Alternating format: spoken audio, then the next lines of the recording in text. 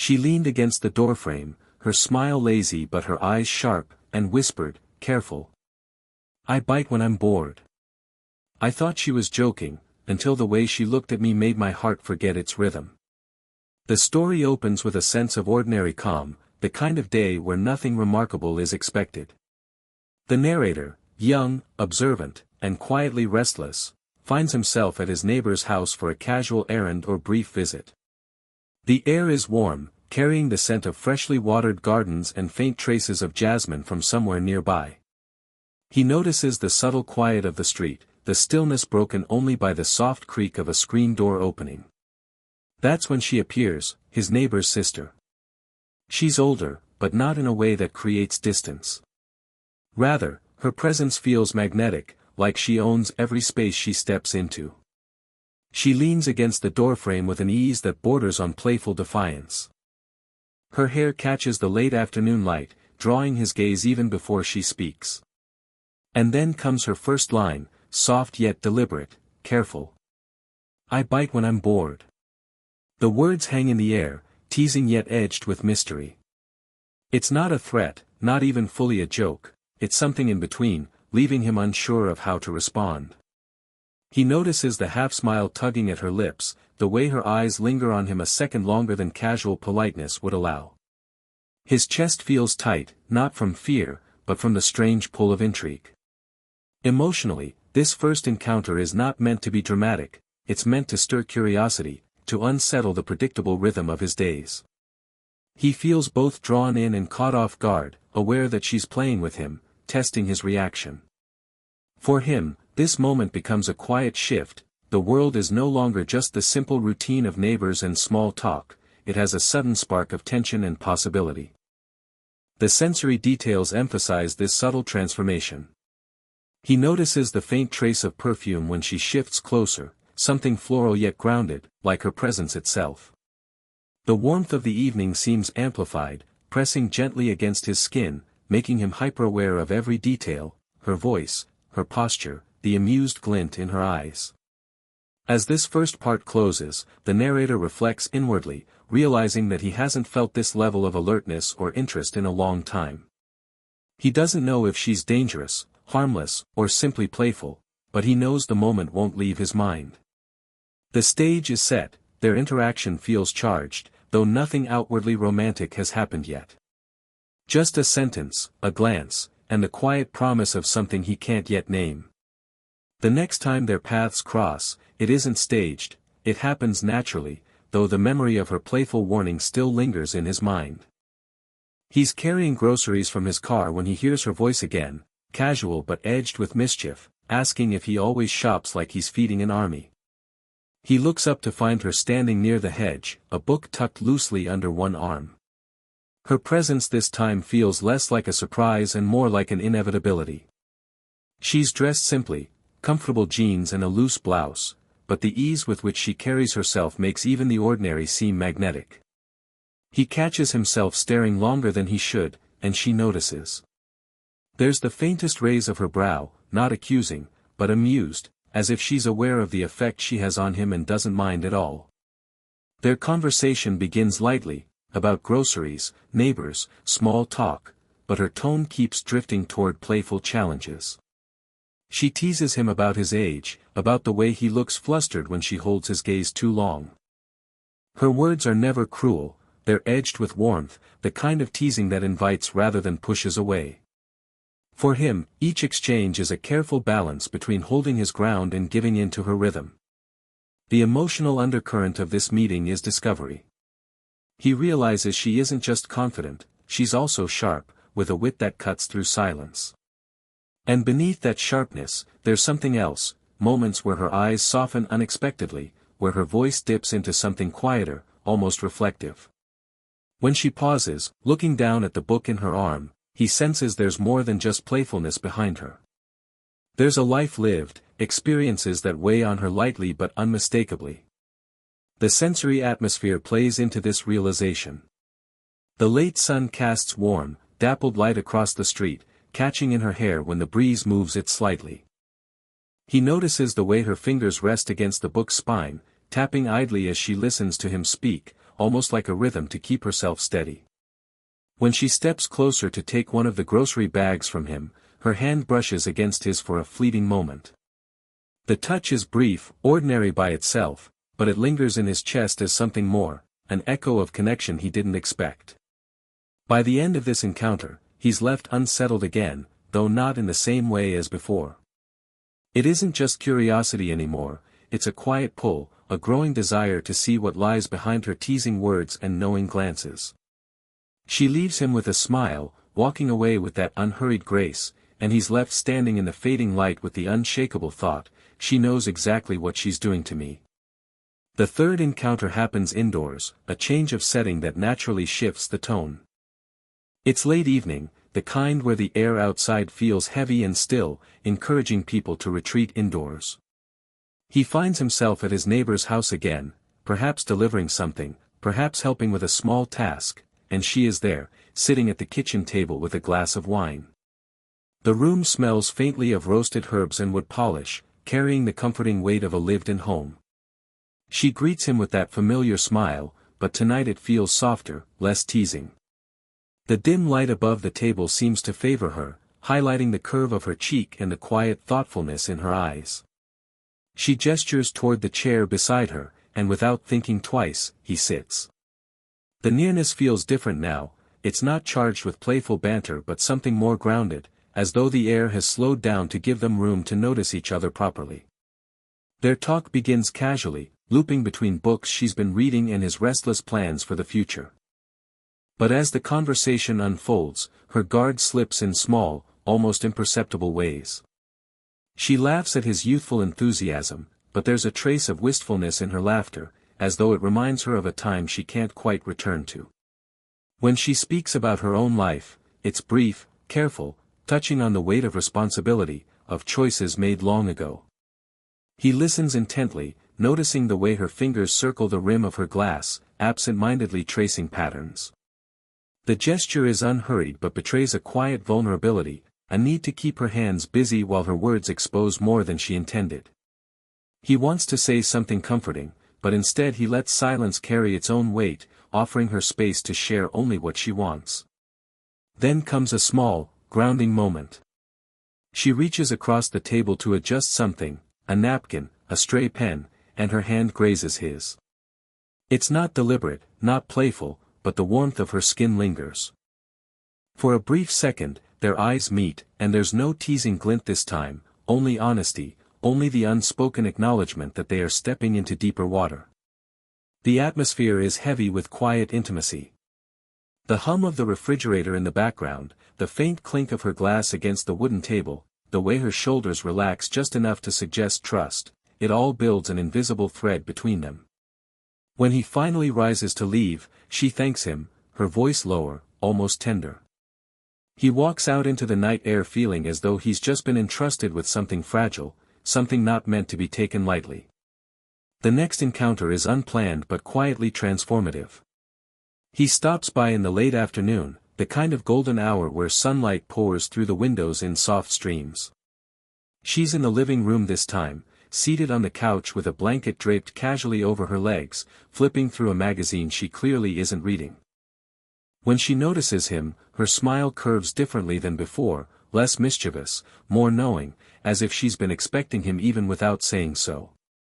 He hesitates at first, standing by the doorway, but she gestures toward the seat beside her. The couch is wide, yet when he sits, the space between them feels almost too small. He's acutely aware of the closeness, the faint warmth radiating from her body, the gentle scent of her perfume that lingers in the fabric of the blanket. His heart beats with a quiet insistence, as though reminding him that this moment matters. Their conversation flows in fragments. She asks about his day, his studies, his frustrations. He answers, but half his mind is focused on her, on the way she tucks a loose strand of hair behind her ear, the way her hand rests idly on the blanket between them. He notices how her voice lowers slightly when she speaks about her past, the pauses that suggest more beneath the surface than the words themselves reveal. At one point, she leans in to show him something on her phone, a photo, a message, something ordinary. Yet in that small lean, the world tilts. Her shoulder brushes his arm, her hair grazes his cheek, and for a fleeting second, he forgets to breathe. The warmth of her nearness is overwhelming, both comforting and electrifying. He can feel the rhythm of her breath, steady but not entirely detached, as though she too is aware of the space they are sharing. The silence that follows is not empty but charged. He finds himself studying the curve of her profile, the faint laugh lines near her eyes, the delicate way her lips press together in thought. She notices his gaze, and for the briefest moment, she doesn't look away. The room seems to contract, holding its breath with them. To ease the weight of the moment, she shifts the blanket and drapes part of it over his leg too, an unspoken invitation. The gesture is small, almost domestic, but it carries an intimacy that words could never match. His chest tightens with both gratitude and longing, knowing this isn't just playfulness anymore, it's something quieter, riskier, and far more real. When he finally rises to leave, neither of them mentions the closeness, but both of them carry it. The silence has become their shared secret, a thread pulling them steadily closer. It happens later than either of them planned. The night air is cool, washed in silver from a wide, quiet moon. He runs into her outside, near the driveway, where she's leaning against the hood of her car with her arms folded loosely. She greets him with a smile that is softer than usual, her voice carrying the calm weight of someone who simply wanted fresh air. Without needing to ask, he falls into step beside her as she suggests a short walk down the street. The neighborhood is hushed, most houses darkened for the night. The only sounds are the distant chirp of crickets and the faint crunch of gravel beneath their shoes.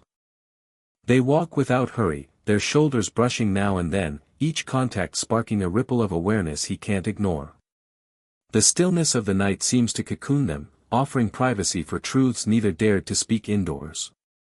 She begins the conversation lightly, teasing him again about his restless energy, but the humor fades as her tone dips into something quieter. She admits, in a moment of candor, that she often walks at night when her thoughts feel too heavy indoors. Her words carry both strength and weariness, and he listens with an attentiveness that feels almost protective. He shares in return, his uncertainties, his feeling of standing at the threshold of adulthood but not yet knowing which door to step through.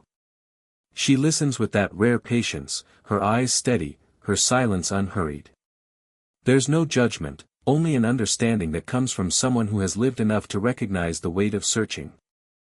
At one point, they stop beneath a tall tree where the branches break the moonlight into shifting patterns on the ground. She looks up at the sky, and the silvery glow softens her face in a way that makes his breath catch. Without thinking, he murmurs that she looks peaceful like this.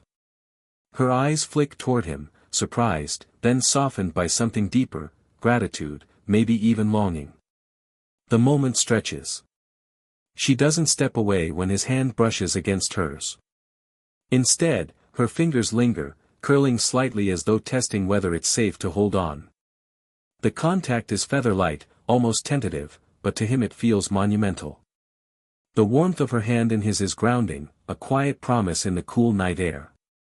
They continue walking, hand in hand for only a few minutes before she gently withdraws, as if reminding them both of boundaries not yet crossed.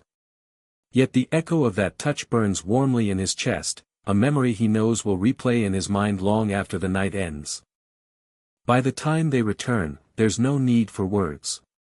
The silence between them has grown into something intimate, a shared understanding that the line between them is thinning. The shift comes on a quiet evening indoors, when rain patters steadily against the windows. He's there again, helping with something small, though neither of them pretends the visit is purely practical anymore. The living room is warm, a soft lamp casting golden light across the walls. She sits curled into the corner of the couch, a book forgotten on her lap, while he takes the other end. Between them lies a cushion of space, yet it feels fragile, destined to vanish. The rain deepens the atmosphere, wrapping them in a cocoon of sound. She begins talking about her past again, not in heavy detail, but enough to let him glimpse the vulnerability she usually hides behind her teasing smile. She admits that she sometimes feels restless, caught between the life she has and the life she once imagined. Her voice falters for the first time, and he can hear the weight in it. He answers not with solutions but with quiet sincerity, telling her that she seems stronger than she realizes, that her presence has a way of making the ordinary feel significant. The compliment slips out unplanned, and for a moment, silence fills the room. Her eyes lift to his, steady, searching, and he feels the pull of that gaze like a current.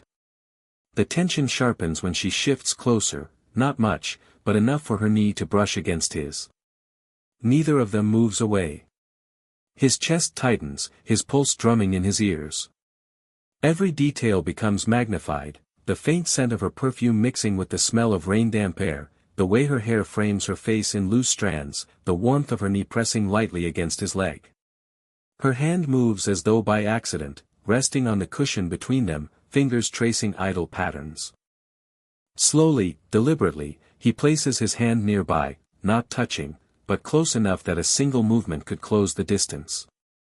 Their eyes meet again, and in that suspended moment, everything feels inevitable. She exhales softly, almost like a laugh, though it carries no humor. "You don't make this easy," she murmurs, voice low, almost trembling. It's the closest she's come to admitting the pull between them. His throat feels tight, words hover at the edge of his lips, the urge to confess pressing hard against restraint. But then she pulls back, not coldly, not rejecting, but with a careful, almost protective hesitation. She rises to refill her glass of wine, leaving him sitting with the ghost of what might have been. The space between them has returned, but it is forever changed. They both know the line they almost crossed. The rain outside keeps falling, steady and relentless, mirroring the ache he feels inside. The final turning point comes not with grand gestures but with quiet certainty. Days pass after that rainy evening, and though they both return to their routines, the air between them remains charged. He finds himself drawn to her house again, this time not under the excuse of errands or chance meetings, but simply because he wants to see her. Evening has settled softly over the neighborhood, and the glow from her living room spills warmly through the curtains. When she opens the door, there's no teasing remark, no raised eyebrow. Instead, she looks at him with a calm expression that carries both acceptance and anticipation. She steps aside to let him in, and the moment feels different already, lighter, but also more honest. They sit together on the couch again, closer this time without hesitation. The silence between them no longer feels like restraint, it feels like trust. He gathers the courage to speak, his voice steady but quiet, admitting that he hasn't been able to stop thinking about her, about the way she looks at him, about how he feels more himself when he's near her. His words tumble out imperfectly, but she listens without interruption, her gaze soft and unguarded. When she responds, her voice is almost a whisper. She admits that she tried to keep distance, tried to remind herself of reasons not to let this happen. But every time he showed up, with his sincerity, his warmth, his unshaken way of seeing her, not as someone older or unreachable, but simply as her, it became harder to resist. Her confession is quiet, but in it lies the weight of all the evenings, all the glances, all the nearly crossed lines. The closeness between them deepens naturally. He reaches for her hand, this time without hesitation, and she lets her fingers intertwine with his. The touch is warm, grounding, filled with the silent acknowledgement that they've both chosen this moment. She leans gently against him, her head resting against his shoulder. He can feel the slow rhythm of her breathing, steady and sure, syncing with his own. The atmosphere around them shifts into a deep calm. The lamp casts a halo of golden light, the faint hum of the evening filling the spaces their words no longer need to. He places a light kiss against her hair, the gesture tender, reverent. She doesn't pull away, instead, she squeezes his hand, her thumb tracing slow, absent circles against his skin. There's no dramatic climax, no need for words of forever. What fills the moment is quieter, more enduring, the simple realization that they have stepped across the line, not recklessly, but with care.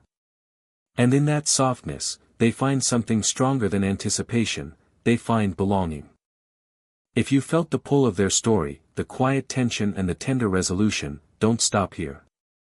Subscribe for more age gap slow burn romances, and let yourself sink into the next story waiting for you. The full video is linked in the description, come watch it unfold.